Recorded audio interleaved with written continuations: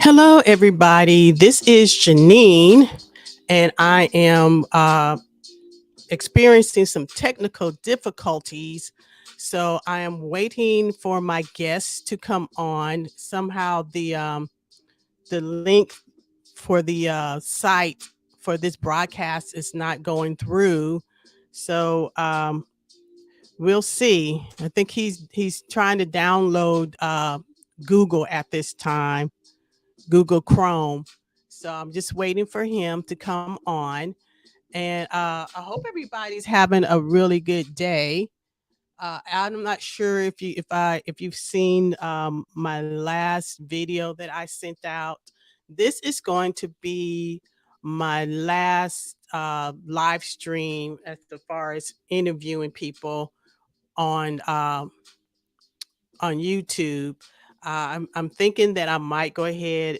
Well, I got to check with my so-called producer, my producer, who's my husband. Oh, here's Gary. Okay, here we go, guys. My so-called producer. hey, hey, Gary. My husband. Hello oh, here's there. Gary. Okay, here we go, guys. Can you hear me? There's a bit of a time lapse. Gary.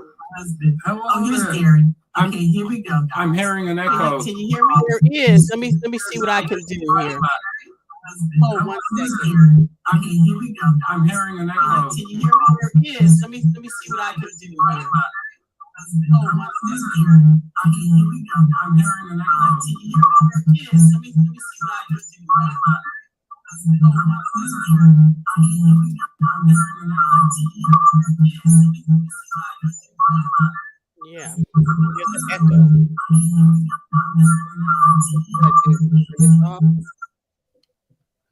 Which microphone?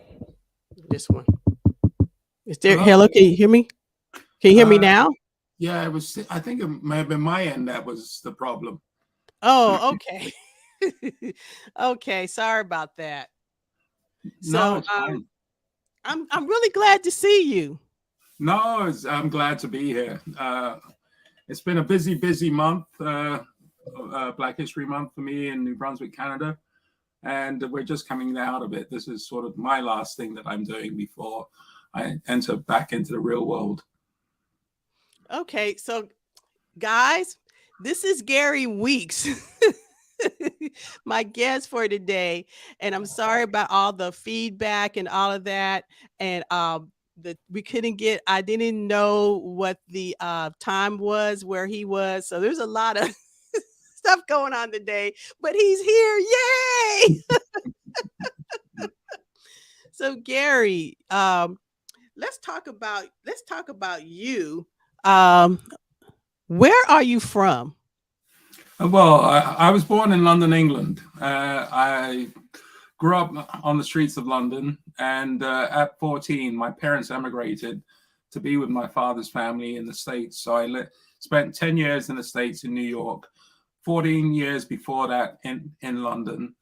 And then at the age of 24, I returned to London and met a Canadian, had 3 kids, and decided to come back home to be closer to her family and be closer to mine, who are still in New York.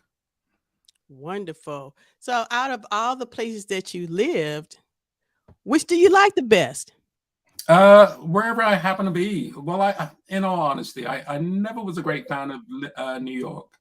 Mm-hmm. I knew that it was home while I was there, but I always wanted to go back to England. So my home is England, although my parents are originally from Barbados in the Caribbean, and so that's my home away from home. But right now, home is New Brunswick, Canada, where I'm presently residing. So let's go into your photography work. What type of pictures do you like to take? That's a difficult one because I'm originally a commercial photographer, so I take pictures of what people want me to take. So that could have been architecture, landscape, people, pets, and everything in between.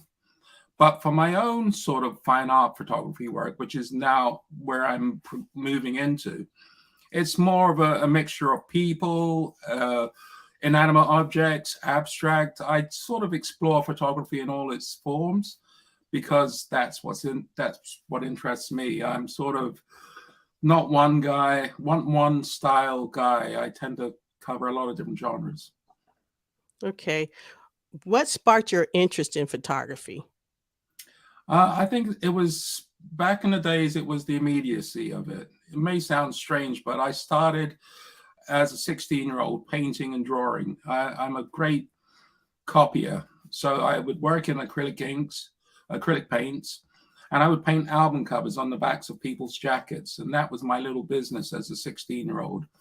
But then as soon as I realized what the power of photography by taking up a high school elective course, I realized once I got into photography, I did not have the patience to wait for paint to dry. And because I could be more of myself with a camera in my hands rather than with a paintbrush, I put the brushes down, started taking pictures, and haven't stopped really. Do you have a favorite photographer? 'Cause mine's is Ansel Adams. What is yours? Do you Mm, have one? I don't know. It's weird. I have many favorites, but the one I sort of want to ascribe to be is a photographer called Gordon Parks. Yes, I met his son. Great photographer, and his son's a filmmaker as well as. He's a filmmaker. He when I met him, he was living. You okay? Mm, mm, I met him a long time ago in Dallas, Texas, at the Dallas, Texas Culture Center, the Black, what is it called? South Dallas Culture Center, and that's how mm. I met him. And they were exhibiting works of his father, and I met him, and we were gonna do some film together, but it never materialized. But yes, he's a filmmaker. I think he lives in Austin. I'm not sure. I Oh, live in Austin, Texas now also. oh, nice. Yeah, I But was in New York before COVID, sort of 2018, 19. And I went to the Schomburg Museum in Harlem. And they allow you to look at the original artwork from Gordon Parks. So I went up to this office, basically. They sat me down, gave me a set of white gloves to wear. And then they brought out a box with some of his work. And it was amazing. It was a few of his more widely known images, but none of the really well-known ones. But it was so nice touching the artwork, knowing that he had touched it maybe 20, 50 years before. And so, yeah, he's been a bit of an inspiration because he was a bit of a Renaissance man. And so I'm now moving into different circles like he explored. can we see some of your work? Do you have some available that we can look Yes, at? you're going to have to help me do I hit present to show my screen, or I'm not familiar with it? Um, I was hoping you just have something hanging up that we can look at. I got a whole slideshow. My work. Uh, Oh, if there's any way to share my screen, hold on. Let me oh, find. I can share my screen. Okay, because I'm not too great with StreamYard myself.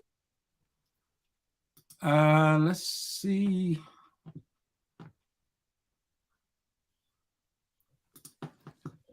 Seems like it's working.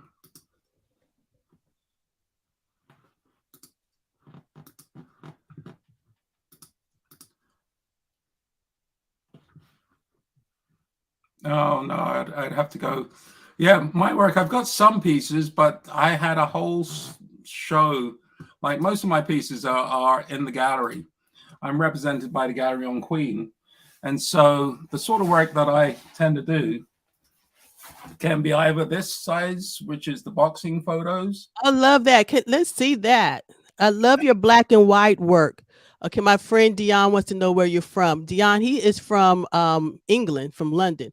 Oh, So the thing about my work is that I tend to take conventional pictures, but I tend to show them unconventionally.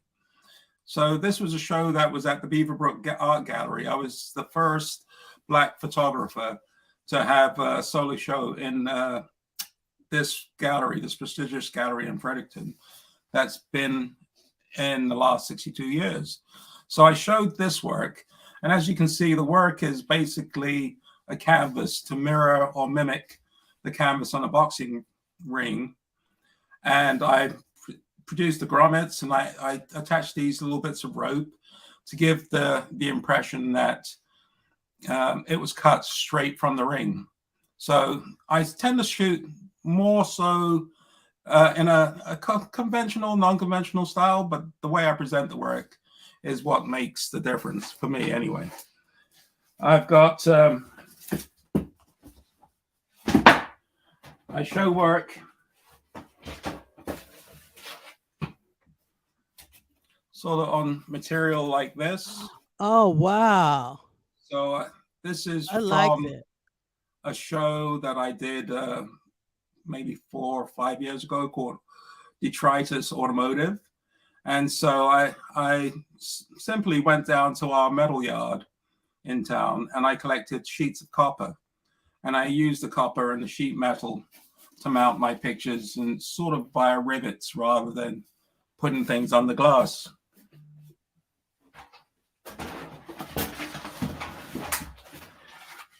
Also, this is another work which is part of my abstract work where I was playing with water. And this one was for a slightly different show, another show, basically. This was part of a joint show which I had with a friend, and that was called Different Perspectives, her work compared to my work.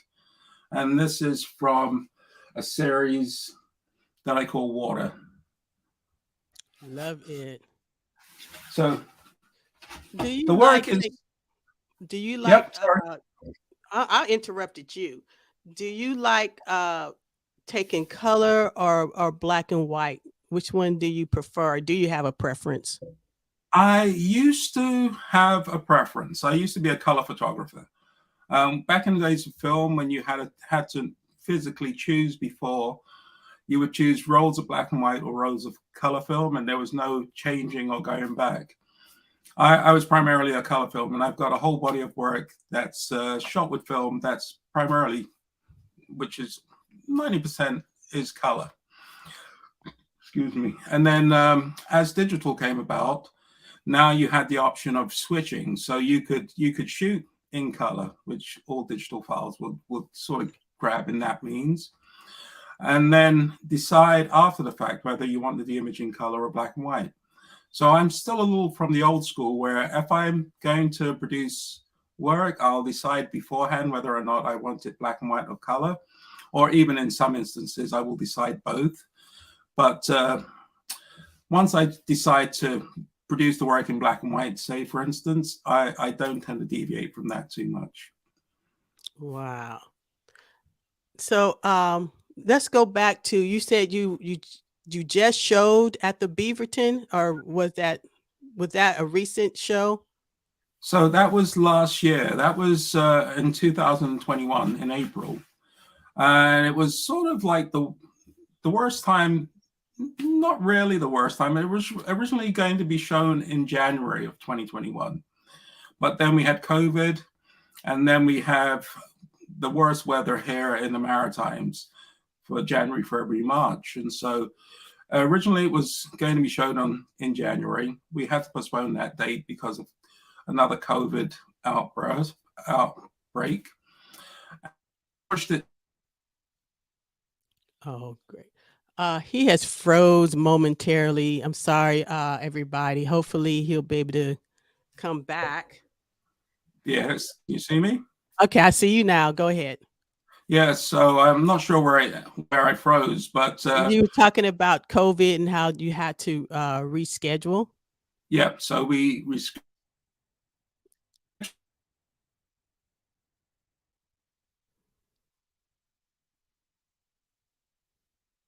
closed for 2 years. Okay, you froze again. Let's try it again. Take 3. Click. We opened in April to a nice, good size opening, And it was great because it was the first time the gallery had reopened after being closed for COVID and for renovations, a major renovation on that building. They're a worldwide gallery. They've got works of Salvador Dali, some of the British painters, the greats. And so it was a joy to be asked to show work, and then at the same time have the work up for 3 months so that people could enjoy my work of the local boxing fraternity in town. Great. What are you working on right now? So I wish I could share my screen, because the work I've got now is, we just finished a Black History Month exhibition with the organization that I'm one of the co-founders of. It's the New Brunswick Black Artists Alliance. And each year we put on a Black History Month exhibition showcasing the work of our members. And so I'm the sort of curator slash organizer, or what I tend to call it, the herder of artists. And we are granted one of the downtown studios, their front of house, for the month of February. And so Gallery and Queen's owner, Nadia Corey, approached me 3 years ago about whether or not we would like to have our work shown. And so it's been a great partnership, and we've been submitting work for Black History Month ever since. My work there is part of a larger exhibition. I hope to have a solo show regarding this work called Insecta Entomology, where I'm showcasing the work that I've done photographing insects, which I've were gladly allowed to borrow from one of the federal insect divisions in town. And this work showcases moths, butterflies, beetles, some tropical insects, but largely North American species. And yeah, I find that a fascinating study, which I was using as one of those things to get me back to my sane place during COVID. And now I've mounted the work and showing the work, and I'm using some of the unconventional structures to showcase the work. This work was printed on metal and concrete. And then I've also used a reflective type material, the same sort of reflective material that you would find on street signs. And so if you're to walk past this work, you would see it glow. I've got a little strip, a test strip of the work. So I'll just try and show you. Excuse me, there's just a bit of tape on it still. So this is the sort of insect work. The work is shown larger than this. This is just the work brought by my my printer, Angel Terry. And so the work is shown. Everything's backwards. That's beautiful. Oh, so when you shot those butterflies, you had like a black background. Was that like? Go ahead. Was that explain that process? Was that some type of I can't remember the name of it. Explain that process of how you shot those butterflies. I know you used a micro lens, correct? Well, I use a close-up lens with close-up extension tubes with close-up filters. And so it's not something that's non-conventional. It's part of my toolkit, basically, as a photographer, as a commercial photographer. I tend to separate things from the backgrounds. I like the shapes of things. I like to have things stand out from distracting or backgrounds that I deem unnecessary. So I use just a black cloth or a black sheet of foam board, which you can get from any local art supplier. But the difference with this particular shoot was because the objects were so small, I was photographing using things called fiber optics. I can get up and show you what I use to light the show. Give me 1 second. Great.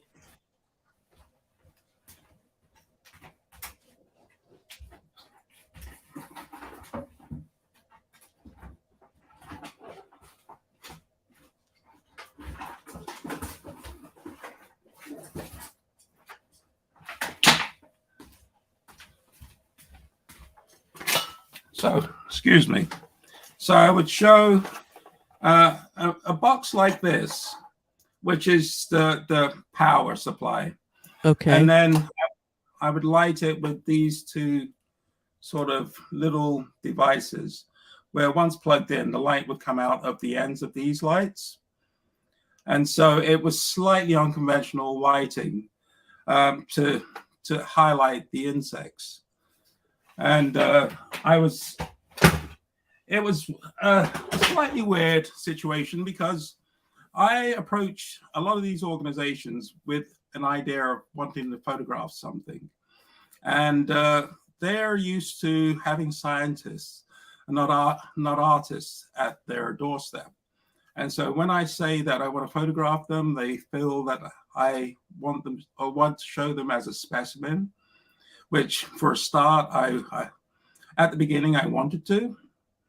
But then as I got more and more into the process of shooting these insects, you start to see and you start to imagine different sorts of things that you want to achieve with these bugs. And so instead of photographing them one at a time, I was now putting 2s and 3s together, having them move in shapes and spin and turn, and they're all dead. They're all specimens hidden to a board. But the whole idea was just to bring out that beauty, the beauty that I saw, and then present it in a way that I felt was, again, unconventional, but at the same time, there to highlight the images or highlight the photographer or photography. Now, are you going to have an exhibit? So your next exhibit, have you identified the space already? Yeah, the next exhibit is now the boxing photos coming round again. As the boxing photos were last seen in 2021. Now I've been approached by the New Brunswick Hall of Sports Hall of Fame to show that those, or maybe a piece of that collection of images at their facility. So it's going to be up for 4 or 5 months in the New Brunswick Sports Hall of Fame. And we hope to have a great showing when we have our opening on May the 25th. And at the same time, give people the enjoyment of seeing some of the faces that they know. The New Brunswick Sports Hall of Fame is located in Fredericton, New Brunswick, where I live. The photographs that I took of the boxers are all Frederictonians, although some have moved away. And in fact, the head coach is my next door neighbor. So I tend to work a lot with local people or people I know, and we respect one another. So we are able to have that transaction of ideas, as well as them allowing me and feeling safe that when they give me something, it will be returned the same way. I also read that you are doing film now. Tell us about that. Yeah, so film is, I've always felt that film was a natural progression from stills photography. And when I was in England, I always had one eye on becoming a filmmaker or becoming sort of well-known enough to make commercials. I love commercials. 30 seconds of power is what I really love. But I never got the opportunity to do it when I was in England. And now, since my home now is Fredericton, I've joined the New Brunswick Film Co-op. And at first I was the guy photographing stills on movie sets, but all the while I was on movie sets, I would always speak to the cinematographer, the director, just to find out more about equipment and see how they worked on set, because I'm primarily self-taught. And I was given the opportunity to shoot a film, my first film by a friend, which was an 8-minute short called Digi Dating. And I used all of the things. I'm happy with the shots that I shot, but again, I always try and bring something different, or what I feel is different, to the table. And so that film was well received. And then a few years after that, she asked me to shoot another film, which was called Hooper. And that film sort of took off to a degree, took off in a small scale way. And Brenda Malley's film was invited to be shown, or selected to be shown, in an international film festival in The Hague in the Netherlands. And so we went over, her and I, on this crazy trip just to see the film screened, and it was a fantastic affair. We really enjoyed the time together, and we really enjoyed seeing our film in another country. Brenda is the filmmaker, the producer, the director, the writer, and I just did the cinematography. And I think it was a really nice film to shoot. So I shoot those. I shoot small documentary films, and I'm now in the process, through a grant by Arts NB, to shoot a sort of continuation of the Beaverbrook, the boxing pictures. And now I'm shooting a short documentary film on one of the boxers. It's called A Pugilist's Tale, the story of Faryad Azizi. The Pugilistic Pride, the story of Faryad Azizi. And we're following this young boxer from his first fights. He's now 7-1, but at the time of us meeting, he hadn't had his first amateur fight. And so he has aspirations of becoming a world champion. So we're going to follow him for the entirety of this year, and then see what we get. My take on how I want to see a boxing film is slightly different than the conventional films that you see up and down Netflix or whatever streaming service you use. But I'm trying to bring something of myself to the table, as always. And hopefully it'll be a film that everybody will enjoy. Are you planning on entering your films into a film festival? I might. We have a lovely film festival, a local film festival called Silver Wave. And if it's complete in time, and that's the big thing, if it's complete in time, I will definitely submit it to them. And then I will speak to people, because again, it's a new world to me. So I will speak to people and see if I can shop it around to other film festivals. Wonderful. Okay, now I'm going to open it up to some questions. I have several people in the chat. Do you guys have a question for Gary? Let's wait a couple of seconds. You're doing really good. I'm impressed. I'm just like, it's a strange world right now. Of late, there's the CBC Changemaker. CBC is equivalent to NBC, ABC, TV, where you are. And so CBC chose me and 4 other New Brunswickers to receive the CBC Changemaker Award of 2022. And so what's happening is that there's been a lot of press, there's been a lot of social media, there's been a lot of talk and an interview where we get to talk about ourselves and what we do to affect change in the community. I've got a good friend who is also a change maker, and because New Brunswick is so small, of the 5 that were selected in New Brunswick, we knew 3 of them. Well, I knew 4 of them, I should say. So there's 20 award winners in total out of the 4 maritime provinces, from about 320 people that had been nominated by their peers. And so, yeah, there's a lot of movement on that. I recently won an award for the visual. It's their People's Choice Award by an online magazine called By Blacks. And so I'm enjoying. Okay, rewind for a second. People's Choice Award for what magazine? It's an online magazine or a long online feature called buyblacks.com, byblacks.com. And yeah, I was chosen as the visual artist of the year of 2022.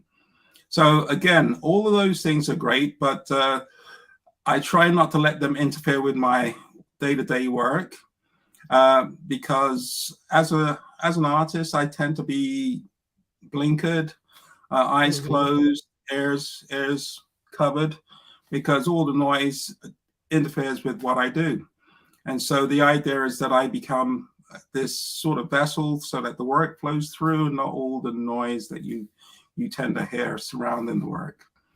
I love I love putting the work out there afterwards and hearing good things or bad things, or which I was telling a friend the other day, it's always better than hearing nothing. So yeah, I'm enjoying what I do, and I've always enjoyed photography. And I teach at the local university, UNB, University of New Brunswick, and I've been teaching a short course for close to 10 years now, if not over. And I've always enjoyed that because in a way I'm bringing more people, new people into the art and the craft of photography. And it's something that I felt that I could do for the rest of my life, or as long as I was able to walk, or more importantly, as long as I was able to see, because I felt that if I was going to be pushed in a wheelchair to take a picture, I definitely would. So as long as I could see, I could take a picture. Okay. Dion from Drury Avenue wants to know, did you develop your talent in high school?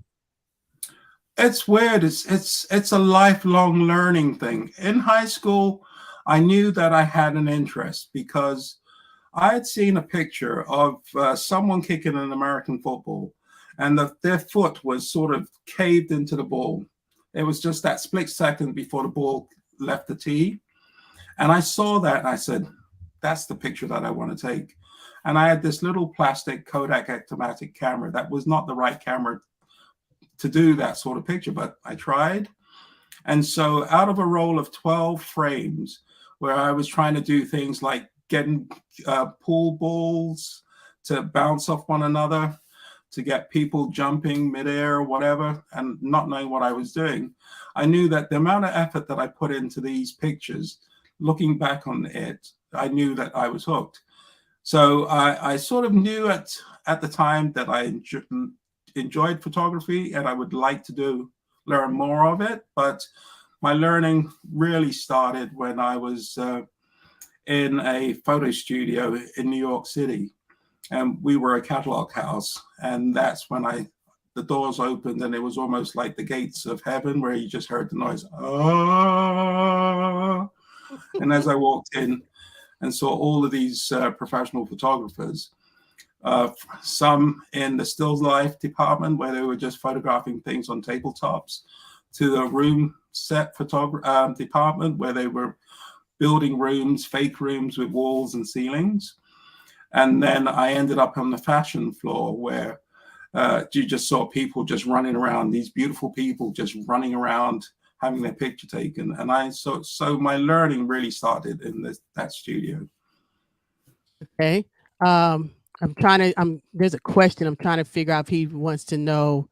Okay. He's saying, what is a photo you felt helped create global change and why?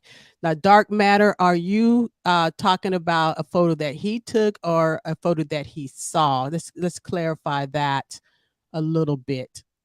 I'm waiting to hear back from Dark Matter Designs. Yeah. Well, the one picture that I just talked about recently, and I don't know how much change but it's right beside my desk, and it's this picture. Yes. It's by a photographer called Steve McCurry for National Geographic. And I just wrote on my Instagram account that I saw this picture and it stopped me dead. I was working at the studio, but I was a new photographer, or I was a new assistant, where I did not know how to use the cameras, but I knew how to sweep a floor and move a light. So when I saw this in in the newsstands in New York City. It was amazing. And so I always felt that I wanted to take a picture like this that would be able to stop someone in their tracks. And this is just the follow-up. So this is the original story. This is the follow-up 20 years later, where the photographer went back to find the girl. The picture's titled Afghan Girl. And so, yeah, I'm still waiting to have that one picture that will provoke change. But I know that a lot of my pictures have touched someone in some way, shape, or form.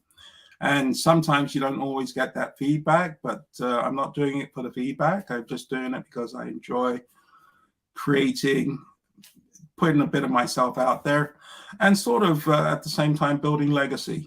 Because I'm well aware that I'm getting on now. But at the same time, I do like the fact that I could leave something behind for my kids or for the public at large. Okay, does anyone else have a question? Beauty and the Beast, do you have a question? Let's wait a couple of seconds. Waiting. Oh, for you guys who, now let me tell you how I found Mr. Weeks here. I was on Instagram and I found his photography and I was just like, man, this stuff is good. Let me see if he wants to come on my little YouTube show. And that's how I found him. And I believe it's Instagram. I've just really embraced Instagram of late, and I believe it's a great way of sharing your work. I tend to do things through Instagram and Facebook, and my website is old, and I sort of refuse to update it because the pictures I feel I've shot in the past, the commercial work, the fine art work, the work I do with pets, and just the work I do for fun, I think that still stands up. So it's weeksphotography.com, WEEKES photography.com, and you get to see what I've been doing over the years. I tend to feel that my work is not the same as everybody else's, and for that reason, it's good or bad. Sometimes in the commercial sense, people want a slightly less involved image, but I've loved what I've done. I love everything that I put out. The pets that you see above me, this was a series that I wanted to explore upon. Just household pets, and then they moved to snakes, and then it moved to chickens, and so I'm sort of exploring that. I've got a show. I had a show in 2015 called Skull and Bones. 2019, sorry. And that was, again, me approaching the forestry division of the Hugh John Fleming Center in Fredericton. And they've got a sort of taxidermy division where they show people how to show their students the skeletons of certain animals. And so they strip and do the whole thing. So I went there and said I wanted to have some animal heads. And at first they went, what? But then I explained who I was, and sometimes it's a small city, so sometimes people know of you through other people. And they gave me a box full of beavers, deer heads, bear heads, and then that coupled with one of my old students, they had some prehistoric bones. And so I did an exhibition, solo exhibition, called Skull and Bones. And so I've done things of that where I'm using just things that people don't necessarily find beautiful, but I always see beauty within some of these things. And then before that, the first exhibition I did was in 2015, which was at the local library with an exhibition called History on Your Hands. I'll just get the poster.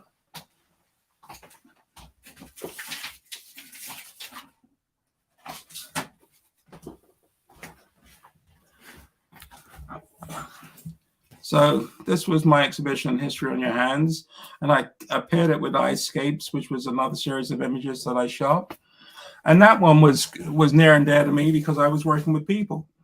And the whole concept for that particular exhibition was everybody that wears a ring, in some way, shape, or form, know the history of their ring, whether it was bought, stolen, found, lost and found, or it was broken and repaired. Just through that sort of study of 14 individuals, we were able, from the ages of 17 to 75, we were able to have their stories on the artwork. What I mean by that is that I photographed them, and then I had the work professionally printed, ready for a show. And then the work was printed 2 foot by 3 foot. I then handed that work back to the individuals, gave them a set of paint pens or paint markers, and told them to write the story of each ring directly on that artwork, which for them was a daunting experience. No one's ever told them to write on their own faces or write on this finished artwork before. So there was a whole psychological interplay going on. Me, I had to trust these individuals, or not even so much trust, just be prepared that whatever I got was what we were going with. And so I informed them that you had a choice of any colored pen. I would just give them a selection of colors, choose your color, and then go to work. And that's all I told them. And it came back as a great body of work. Some people wrote around the body. Everybody tended to avoid the face or tended to avoid the eyes. And it was my first major exhibition in a small space.